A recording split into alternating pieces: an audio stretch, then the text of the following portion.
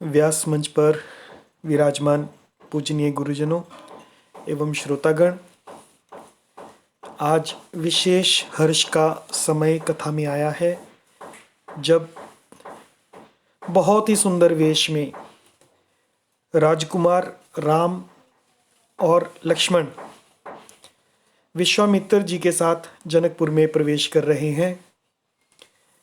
आप उनकी छवि का अपने हृदय में दर्शन करें। कथा का ये प्रभाव है कि ये आपका संबंध, श्रोता का संबंध कथा के पात्रों के साथ जोड़ देती है। और ये कथा एक दिव्य कथा है। ये किसी मनुष्य की कथा नहीं, बल्कि स्वयं इस ब्रह्मांड के मालिक, 14 भुवनों के मालिक श्री रामचंद्र जी की कथा है। जब निर्गुण ब्रह्म सगुण रूप लेकर धरती पर लीला कर रहा है। चले राम लक्ष्मण मुनि संगा, गए जहाँ जग पावनी गंगा। गाधी सूनु सब कथा सुनाई, जेहि प्रकार सुरसरी मही आई। तब प्रभु ऋषिन समेत नहाए, विविध दान मही देवनि पाए। हर्षि चले मुनि वृंद सहाया, बेगी विदेह नगर नियराया। पुर रम्यता राम जब देखी, हर्षे अनुज समेत बिसेखी। बापी कूप सरित सर नाना, सलिल सुधा सम मनि सोपाना। गुंजत मंजु मत रस भृंगा, कूजत कल बहु बरन बिहंगा। बरन बरन बिकसे बन जाता, त्रिविध समीर सदा सुख दाता। सुमन बाटिका बाग बन, विपुल बिहंग निवास। फूलत फलत सुपल्लवत, सोहत पुर चहु पास। चले राम लक्ष्मण मुनि संगा। राम लक्ष्मण मुनि के संग चले जनकपुरी की ओर। गए जहाँ जग पावनी गंगा, और वहाँ पहुँचे जहाँ जग को पवित्र करने वाली गंगा है। गाधी सुनु, महाराज गादी के सुनु यानी पुत्र, सब कथा सुनाई। विश्वामित्र जी ने, महाराज गादी के जो पुत्र हैं विश्वामित्र जी ने, वह सब कथा सुनाई।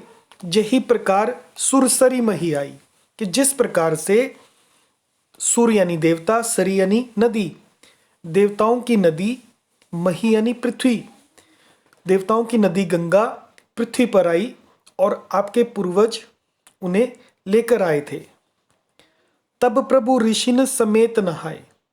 फिर प्रभु ऋषियों के समेत विश्वामित्र ऋषि के समेत स्नान किया उन्होंने गंगा जी में। आप भी गंगा जी का ध्यान कीजिए। भगवान वहाँ पर स्नान कर रहे हैं, विश्वामित्र ऋषि जी कर रहे हैं, और आप भी वहाँ पर मानसिक रूप से गंगा जी को प्रणाम करके स्नान कीजिए। विविध दान मही देवनी पाए, और विविध प्रकार के दान मही देवनी, मही यानी पृथ्वी और देवनी पृथ्वी के देवता यानी ब्राह्मण, ब्राह्मणों ने विविध प्रकार के दान भगवान से प्राप्त किए। हर्षि चले मुनि वृंद सहाया, और फिर मुनि वृंद के साथ वे प्रसन्न होकर चले, हर्षित होकर चले। बेगी विदे नगर नियर आया। बेगी यानी शीघ्र ही। विदे नगर, विदे राजा दशरथ को कहते हैं, क्योंकि वो देहातीत हो गए थे, मतलब देह का भान भूल गए थे।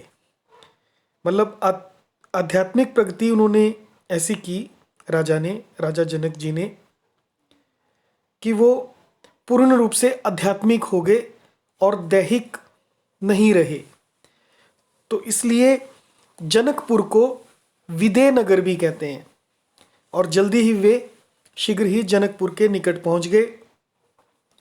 पुर रम्यता राम जब देखी, पुर यानी नगर, नगर की रम्यता राम ने जब देखी, जनकपुर की शोभा देखी। हर्षे अनुज समेत बिसेखी, और अपने लक्ष्मण भाई के सहित विशेष रूप से हर्षित हुए, अत्यंत हर्षित हुए। नगर का वर्णन है। बापी कूप सरित सर नाना, वहाँ पर अनेक बापी यानी बावड़ियाँ पानी की, कूप यानी कुएं, सरित यानी नदी, और सर मतलब तालाब हैं। और सलिल सुधासम, जो पानी है वो सुधासम है। सुधा अमृत को कहते हैं, अमृत के समान पानी है। और मणिसोपाना, और उनकी जो सीढ़ियाँ हैं वो मणियों की बनी हुई हैं। सोपान यानी सीढ़ियाँ। गुंजत मंजू मत रस भृंगा, गुंजत यानी गुंजन कर रहे हैं। मंजू मत रस भृंगा, रस के भृंगा यानी मकरंद रस से मतवाले होकर भौरे सुंदर गुंजार कर रहे हैं। कुजत कल बहु बरन भियंगा, कुजत कर रहे हैं यानी कूक रहे हैं। रंग बिरंगे, बहुबरन, बहुबरन यानी रंग बिरंगे, भिहंगा यानी पक्षी, वहां पर उड़ रहे हैं पक्षी और बड़े मधुर शब्द कर रहे हैं। बरन बरन बिक से बन जाता, और बन जाता बन में जन्म लेने वाले। बरन बरन अनेक रंग के, रंग रंग के, बिकसे यानी विकसित हुए हैं, कमल खिले हैं। बन जाता यानी कमल। त्रिविध समीर सदा सुखदाता, और सदा यानी सब ऋतुओं में सुख देने वाला। समीर यानी शीतल मंद सुगंध पवन बह रहा है, तीन प्रकार का, शीतल मंद और सुगंधित हवा बह रही है, ऐसा वर्णन जनकपुर का है। सुमन वाटिका बागवन, सुमन वाटिका यानी पुष्प वाटिका, फुलवाड़ी, बाग और वन। विपुल बिहंग निवास, जिसमें बहुत से, विपुल यानी बहुत से, बिहंग यानी पक्षियों का निवास है। फूलत फलत सुपल्लवत, फूलते हैं फलते हैं। सुपल्लवत यानी पल्लव होते हैं पत्ते, सुपल्लवत सुंदर पत्तों से लदे हुए हैं। सोहतपुर चहुं पास, और नगर के चारों ओर ऐसे पेड़ सुशोभित हो रहे हैं।